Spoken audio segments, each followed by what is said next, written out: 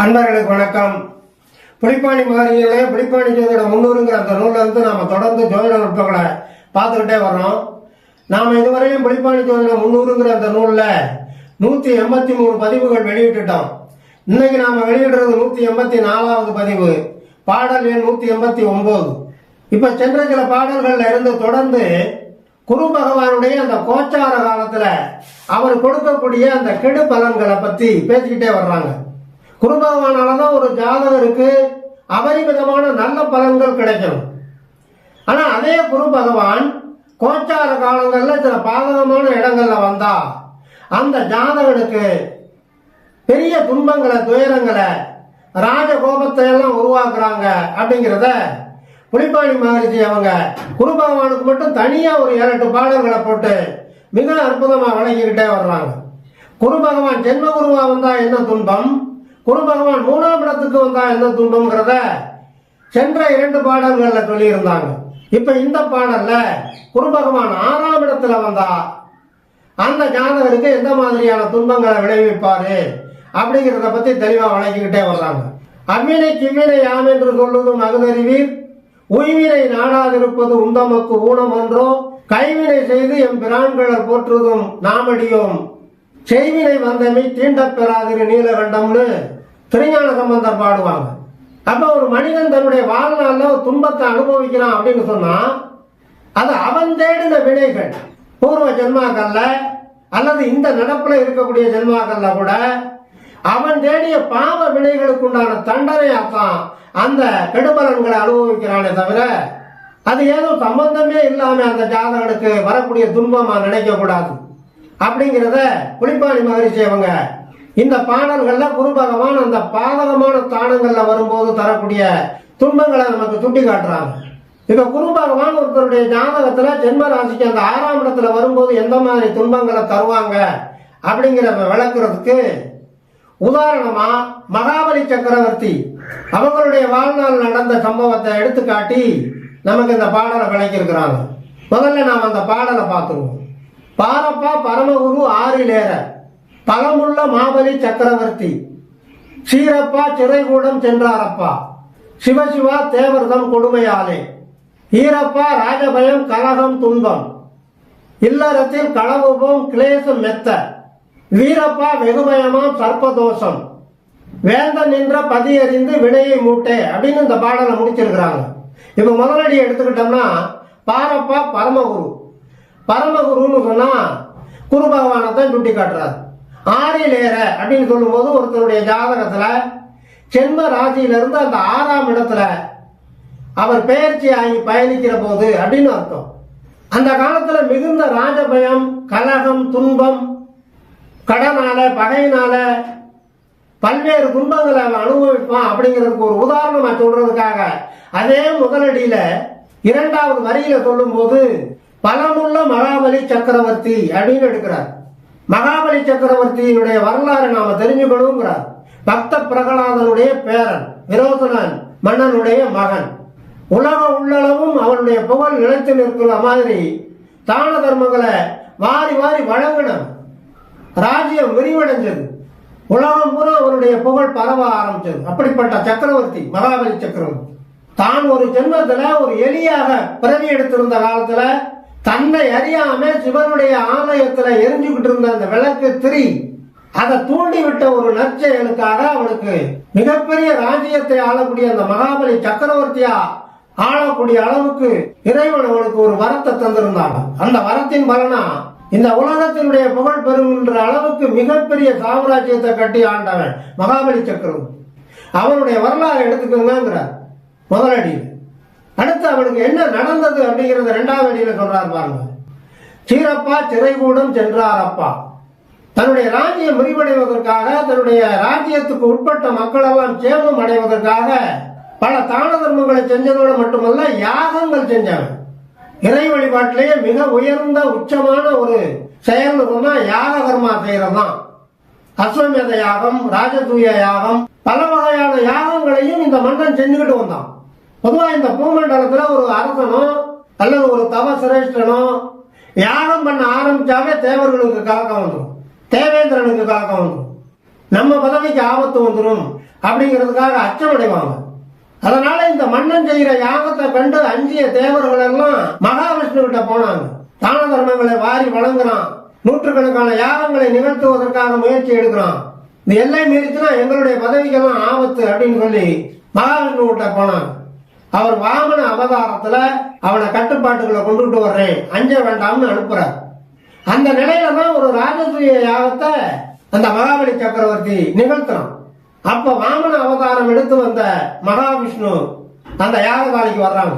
அடியாரை கண்ட உடனே மகாபலி சக்கரவர்த்தி ஓடோடி சென்று வணங்கி ஆசனம் தந்து தங்களுக்கு என்ன வேணும்னு கேட்கிற போது எது கேட்டாலும் தருவியான்னு கேட்கிறார். எது கேட்டாலும் தருவேன், 3 அடி நிலம் வேணுப்பா அப்படின்னு கேட்கிறார். தந்தை சுவாமிங்கிறார். அந்த யாகத்தை புரோகிதரா நடத்துறவர் அசுரகுரு சுக்கராச்சாரியர்.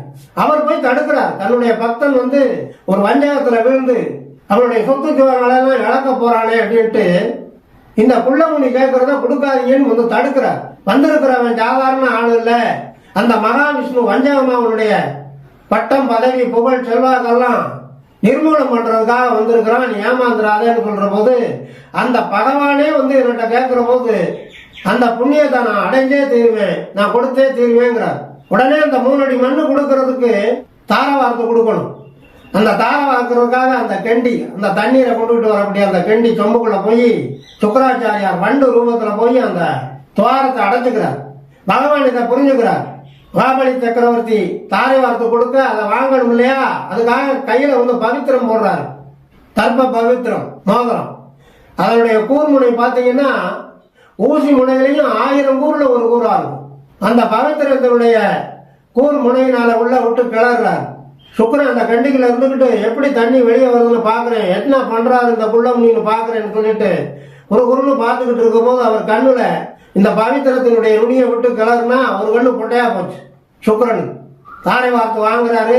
3 அடி மண்ணு தானத்துல 1 அடியினால பூமண்டலத்தை அளந்து வாங்கிட்டாரு, 2வது அடியினால இந்த விண்மண்டலத்தை அளந்து வாங்கிட்டாரு, 3வது அடிக்கு எங்கடா மண்ணுன்னு கேட்டாரு. அவன் சொன்னான், என்னுடைய தவபலம், என்னுடைய வரபலம், என்னுடைய புண்ணிய செயல் எல்லாத்தையும் உங்களுக்கு அர்ப்பணம் பண்ணிட்டேன், என்னையே அர்ப்பணம் பண்ணிட்டேன், என் தலை தான் உங்களுக்கு 3வது அடின்னு கொடுத்தான். தலையில பாதத்தை பதித்து அவனை பாதாள லோகத்தில் அனுப்பினார். பாதாள லோகம் இருண்ட லோகம். அதைத்தான் இங்க புலிப்பாணி மகரிஷி அந்த 2வது அடியில சுட்டி காட்டுறார் பாருங்க. சீரப்பா சிறை கூடம் சென்றாரப்பா. அதே 2வது அடியில அந்த 2வது வரியில சொல்லும்போது சொல்றாரு பாருங்க, சிவசிவா தேவர்தம் கொடுமையாலே அப்படின்னு சொல்லியிருக்கிறார் இல்லையா. தேவர்தம் இவன் ராஜசூய யாகம் மகாபலி நடத்துறத கண்டு 5 தேவர்கள் போய் முறையிட்டதுனாலதான் மகாவிஷ்ணு வாமனரா வர்றார். மகாவிஷ்ணுக்கு இவன் மேல கோபம் இல்லை, பரம பக்தன். அதே நேரத்துல மகாபலி சக்கரவர்த்திக்கு தன்னை மிஞ்சி இந்த பூமண்டலத்துல தான தர்மம் செய்யறதுல சிறந்தவன் எவனுமே இல்லை அப்படிங்கிற அந்த தலை கணம், அகந்தை, ஆணவம், அதை குறைக்கணும். அதுக்காக வாமன அவதாரம். இந்த மாதிரி ஒரு அவதார புருஷர்களுக்கு, மகா புருஷர்களுக்கு, மகாத்மாக்களுக்கு, புண்ணியாத்மாக்களுக்கு கூட குரு பகவான் 6ஆம் இடத்துல வந்தா இப்படி தண்டனை கொடுக்கிறாருங்கிற போது சாதாரண மனிதர்களுக்கு என்ன செய்யும் அப்படிங்கறத இந்த 3வது அடியில சொல்றாரு பாருங்க. ஈரப்பா ராஜபயம் கலகம் மெத்த. ராஜபயம், ராஜ்ய தண்டனைகள் வரும். அரசாங்க உத்தியோகங்கள்ல இருக்கிறவங்களுக்கெல்லாம் மேலதிகாரிகளுடைய தொந்தரவு இருக்கும். கடன், பகை, ரணம், ரோகம். ஏன்னா அந்த காலத்துக்கு குரு வந்திருக்காரு இல்லையா. அப்ப கடன்காரங்களால பிரச்சனை உண்டாகும், கலகம் ஏற்படும். பகைவர்களால கலகம் உண்டாகும், பிரச்சனைகள் ஏற்படும். உடம்பிலே காயப்படுவது, அங்கவீனம் ஏற்படுவது, இந்த மாதிரி பிரச்சனைகள் உண்டாகும் அப்படிங்கிறார். கலகம் மெத்த. இல்லறத்தையும் களவு போகும், குடும்ப பிரச்சனையும் வரும், கணவன் மனைவி பிரச்சனைகள் உருவாகும், நிம்மதி கெடும், மன உளைச்சல் உண்டாகும். கிளேசம் மெத்தங்கிற போது மன கிளேசம், மன உளைச்சல் சொல்றோம்ல. ஆக எண்ணிறந்த துன்பங்களை குரு பகவான் அந்த 6ஆம் இடத்துக்கு வரும்போது நிழற்றுவார் அப்படிங்கிறார் புலிப்பாணி சித்தர். அடுத்து இறுதி அடியிலே சொல்லும் போது சொல்றாரு, வீரப்பா வெகு பயமாம், மரண பயம் உண்டாகும். வாழ்க்கையில பயந்து பயந்து வாழக்கூடிய சூழ்நிலைகள், அதற்குண்டான சம்பவங்கள் அந்த 6ஆம் இடத்து குரு பிரவேச காலத்திலே நிகழும் அப்படிங்கிறார். இது தவிர சர்ப்பதோஷம், சர்ப்ப கிரகத்தினால் ஒரு ஜாதகனுக்கு என்னென்ன துன்பங்கள் உருவாகுமோ, விஷ பயம், விஷ நோய், விஷப்பூச்சிகளினுடைய தொல்லை, இதெல்லாம் சர்ப்பதோஷம் உள்ளவங்களுக்கு வரும். அந்த துன்பமும் கூட 6ஆம் இடத்துல குரு பகவான் வருகிற காலத்துல அந்த ஜாதகனுக்கு நிகழும் அப்படிங்கிறார். அவனுடைய ஜனன ஜாதகத்துல குரு உட்கார்ந்து இருக்கக்கூடிய அந்த ராசி வீட்டினுடைய அதிபதி கிரகம் வலுப்பெற்றிருந்தால் இந்த கோச்சார குரு 6லே வரும்போது துன்பங்கள் குறையும். அதே மாதிரி இந்த கோச்சார காலத்திலே 6ஆம் இடத்து பிரவேசம் செய்யக்கூடிய இந்த குரு பகவான் அந்த 6ஆம் இடத்துக்கு அதிபதியினுடைய நிலைமை வலுப்பெற்றிருந்தால் இங்கே மேலே சொன்ன அந்த துன்பங்கள் எல்லாம் அந்த ஜாதகனுக்கு வர வாய்ப்பே இல்லை. இதெல்லாம் புரிஞ்சுக்கணும். இது ஒவ்வொரு பாடல்லையும் நாம புரிஞ்சுக்கணுங்கிறத ஏற்கனவே பல பாடல்கள்ல நாம விளக்கி இருக்கிறோம். பொதுவா புலிப்பாணி சித்தர் அந்த ஸ்தானத்துல இந்த கிரகம் இருந்தால் இந்த துன்பங்கள் வரும், இந்த மாதிரி பலாபலன்கள் நடக்கும், இந்த நன்மைகள் வரும் எல்லாம் சொல்லி இருக்கிற போது அந்த ஸ்தானத்தினுடைய அதிபதி ஆட்சி உச்சத்துல இருக்கிறாங்களா, வலுப்பெற்று இருக்கிறாங்களா, நட்பு பலத்தோட இருக்கிறாங்களா, சுபர் பார்வை சுபர் சேர்க்கையில இருக்காங்களா அப்படிங்கறதெல்லாம் பார்த்துக்கணுங்கிறத ஏற்கனவே கூட நாம பல பாடல்கள்ல விளக்கி இருக்கிறோம். தொடர்ந்து அவ்வப்போது நம்ம ஞாபகத்துல வச்சுக்கணுங்கிறதுக்காகத்தான் இந்த பாடல்லையும் இந்த இறுதி அடியில இறுதி வரியில இந்த வார்த்தையை போடுறாங்க. வேந்தன் நின்ற பதியறிந்து வினையை மூட்டு. வேந்தன்னா குரு பகவான். ஜனன ஜாதகத்துல குரு பகவான் எந்த ஸ்தானத்துல நின்னாரு, அந்த ஸ்தானத்து அதிபதி ஜனன ஜாதகத்துல எந்த மாதிரி பலம் பெற்று இருக்கிறாரு. அதே மாதிரி இப்ப கோச்சார குரு ஜென்ம ராசிக்கு 6ஆம் இடத்துல வருகிற போது அந்த ஜென்ம ராசிக்கு 6ஆம் இடத்து அதிபதி என்ன நிலையில இருக்கிறாரு, என்ன பலம் பெற்று இருக்கிறாரு, என்ன சாரம் பெற்று இருக்கிறாரு, ஆட்சி உச்ச நட்பு பலம் பெற்று இருக்கிறாரா, நட்பு சாரங்கள்ல இருக்காரா, நல்ல ஆதிபத்தியம் பெற்று இருக்கிறாரா அப்படிங்கறதெல்லாம் பார்த்து கொண்டு அதுக்கப்புறம் வினையை மூட்டேங்கிற இன்னது நடக்கும் உனக்கு அப்படிங்கறத அதுக்கப்புறம் தெளிவா சொல்லு. அதை ஆராய்ச்சி பண்ணாம 6ஆம் இடத்துல குரு இந்த மாதிரி பிரவேசம் பண்ற காலத்துல இந்த மாதிரி எல்லாம் துன்பம் வருங்கிறத வேர்பேட்டிமா மேலோட்டமா அவனுக்கு எடுத்து சொல்லிட்டு பயமுறுத்திடாத அப்படின்னு. பொதுவா குரு பகவான் எடுத்துக்கிட்டோம்னு சொன்னா அது தெய்வ கடாட்சத்தை தேடி கொடுக்கக்கூடிய பிரதான கிரகம், மறந்துடக்கூடாது. அதே மாதிரி ராஜ்ய தொடர்பு, ராஜாங்க அதிகாரம் இதுகளை கொடுக்கக்கூடிய முதன்மையான கிரகம். அப்ப குரு பகவான் இந்த மாதிரி பாதகமான ஸ்தானங்கள்ல வர்ற காலத்துல ராஜாங்க அதிகாரத்தை துஷ்பிரயோகம் பண்ணி அதனால தேடிய பாவங்கள் அந்த ஜாதகனுக்கு நிகழும் அப்படிங்கிறத புரிஞ்சுக்கணும். அப்ப அதுக்கெல்லாம் என்ன ரெமெடி, பரிகாரங்கள் செஞ்சுக்கலாம் பரிகார தலங்கள்ல போய்.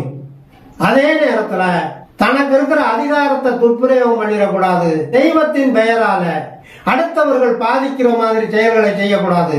அடுத்த ஜீவன்களை துன்புறுத்திடக்கூடாது. மற்றவங்களுக்கு உதவணும், தான தர்மம் செய்யணும், நேர்வழியில நடக்கணும். இந்த மாதிரி தன்னை பக்குவப்படுத்திக்கிட்டா குரு பகவான் ஜென்மராசியில வந்தா என்ன, 3ஆம் இடத்துல வந்தா என்ன, இந்த மாதிரி 6ஆம் இடத்துல வந்தா என்ன, அந்த ஜாதகன் அஞ்ச வேண்டிய தேவையே இல்லை என்பதை புரிஞ்சுக்கணும். அதைத்தான் புலிப்பாணிங்க இறுதி வரியில சொல்றாங்க என்பதை சுட்டிக்காட்டி இனி அடுத்த வருகின்ற பாடலுக்கு உண்டான தெளிவான விளக்கம் காண தயாராகும். தொடர்ந்து வாருங்கள், ஆதரவு தாருங்கள் என்று கேட்டு இந்த அளவோடு நிறைவு செய்கிறேன். நன்றி, வணக்கம்.